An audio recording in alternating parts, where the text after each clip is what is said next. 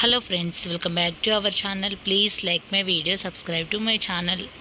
గులాబీ పువ్వులు పెద్ద పెద్ద సైజులో ఇంత ఎండలో కూడా పూయాలి అంటే ఇక్కడున్న నా నాటు గులాబీ అయితే పువ్వులు పూసాక స్టెమ్స్ కట్ చేస్తేనే ఆ చిగుర్ల నుంచి మళ్ళీ మొగ్గలు వచ్చి పువ్వులు అనేది పూస్తాయి.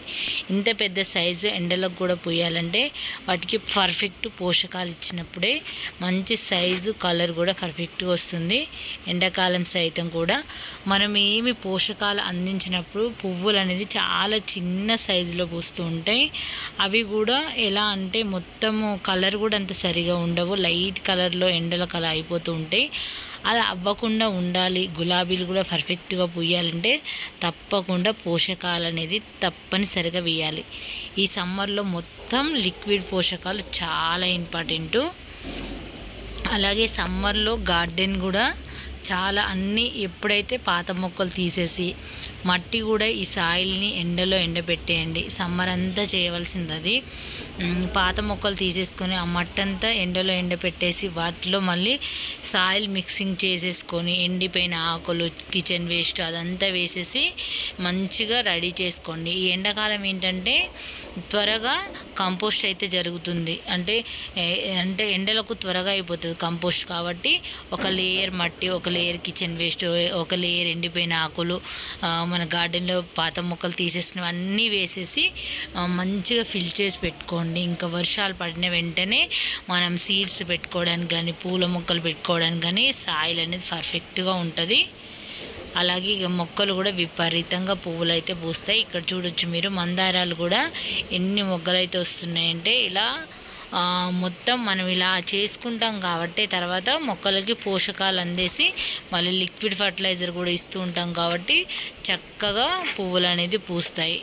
తప్పనిసరిగా ఈ సమ్మర్లో ఇలా చేసేసుకోండి. మట్టి ఎందుకు ఎండబెట్టాలంటే అందులో ఉండే పురుగులు, క్రిమి కీటకాలన్నీ చనిపోయి ఇన్సెక్ట్స్ ఉంటాయి కదా, అవన్నీ చనిపోయిన తర్వాత ఫ్రెష్గా ఉంటుంది మట్టి అనేది. దాంట్లో ఎలాంటి ఫంగస్ కూడా లేకుండా ఉంటుంది. ఈ ఎండలకు చక్కగా ఎండుతుంది కాబట్టి మట్టిని ఇట్లా నేర్పాలి మొత్తం కూడా. నేనైతే అలానే చేసేసి రోజుకు ఒక టబ్లో మట్టి అయితే కింద పోసి అలా నేర్పిస్తున్నాను. ఇంకా 2 డేస్ ఈ ఎండలకు 2 డేస్ ఎండితే సరిపోతుంది. అలా ఫిల్ చేసి పెట్టుకొని మొక్కలకైతే ఇక్కడ ఇలా లిక్విడ్ పోషకాలు ఇస్తూ గార్డెన్ అయితే ఇలా కాపాడుతున్నాను. ఎండలకి చక్కగా ఫ్లవర్స్ అయితే బ్లూమ్ అవుతున్నాయి, చాలా బాగా వస్తున్నాయి ఎండలకు కూడా పువ్వులు అనేది. చూడండి ఎంత పెద్ద సైజులో పువ్వులు పూస్తున్నాయంటే పోషకాలు తప్పనిసరి అని నేను ప్రతిసారి చెప్తూనే ఉంటాను. మీకు ఎలా వీలుంటే అలాంటి పోషకాలు అయితే చేసి మొక్కలకి ఇవ్వండి. నేనైతే ఇంకా ఈ సమ్మర్లో ప్రతి ఒక్కటి కూడా లిక్విడ్, ఇప్పుడు బియ్యం కడిగినా, పప్పులు కడిగినా, లేదంటే మామిడికాయలు తిన్న తొక్కలు కానీ అవన్నీ నానబెట్టి, మన ఫ్రూట్స్ ఏవి తిన్నా కూడా వాటర్లో నానేసి ఇంకా అవి మొక్కలకైతే ఇస్తున్నాను. దానివల్ల మంచి పోషకాలు అందుతాయి. అసలు నేనైతే 365 డేస్ ఏదో ఒక పోషకాలు అయితే ఇస్తూనే ఉంటాను. నార్మల్ వాటర్ అయితే చాలా తక్కువ అన్నమాట. అందుకే నా గార్డెన్లో ప్రతి పువ్వు కూడా చక్కగా విరగబూస్తాయి. ఏ పువ్వు అయినా సరే చాలా బాగా వస్తాయి. ఇప్పుడైతే మంచిగా ఇంకా అప్పుడప్పుడు ఈ మధ్య వర్షం కూడా పడుతుంది. మాకు నిన్న కూడా వర్షం పడ్డాక మొక్కలు అయితే కొంచెం తాజాగా కనిపిస్తున్నాయి. ఇంకా గార్డెన్ క్లీనింగ్ కూడా చాలా ముఖ్యం. ఏంటంటే ఇప్పుడు ఎక్కువగా ఆకులు రాలుతూ ఉంటాయి. ఈ వర్షాలకు మట్టంతా, అంటే ఇప్పుడు ఈదురుగాలులతో వర్షాలు వస్తూ ఉంటాయి కదా, అలాంటప్పుడు మట్టి కూడా చిందరవందరం అవుతూ ఉంటుంది. అలాంటప్పుడు ఎప్పటికప్పుడు మన గార్డెన్లో మట్టి అనేది మంచిగా నీట్గా పెట్టేసుకోవాలి, ఊడ్చేసుకోవాలి గార్డెన్ అంతా కూడా. ఇంకా నేను కూడా మొత్తం గార్డెన్లో నేను ఊరెళ్ళొచ్చాక కూడా గార్డెన్లో చాలా ఆకులు, మట్టి అదంతా కూడా చిందరవందరం అయింది. అది కూడా నెక్స్ట్ మీకు చూపిస్తాను. మొత్తం గార్డెన్లో అన్నీ ఒక సైడ్ పెట్టేసి క్లీనింగ్ కూడా నేను స్టార్ట్ చేయాలి. చాలా చక్కగా అయితే బ్లూమ్ అయితే అవుతున్నాయి ఫ్రెండ్స్. తప్పకుండా మన దాంట్లో ఉన్న పోషకాలు అయితే ట్రై చేయండి. ఇక్కడ మీరు చూస్తుంది ఈ లిక్విడ్ పోషకాలు ఏంటంటే నేను ఈరోజైతే పెసర్లు ఉంటాయి కదా, అవి కడిగిన వాటర్ అన్నమాట. ఇవి ఊరు నుంచి తీసుకొచ్చిన పెసర్లు. ఇందులో కడిగినప్పుడు చాలా పోషకాలు అయితే ఉంటాయి. ఇవి బయట పడేయకుండా మనము ఆ పెసరపప్పు రుబ్బుకున్నాక మిక్సీలో ఉంటుంది కదా, అది కూడా కడిగి ఇందులో పోసానన్నమాట. ఇది కూడా లిక్విడ్ చాలా బాగా పనిచేస్తుంది.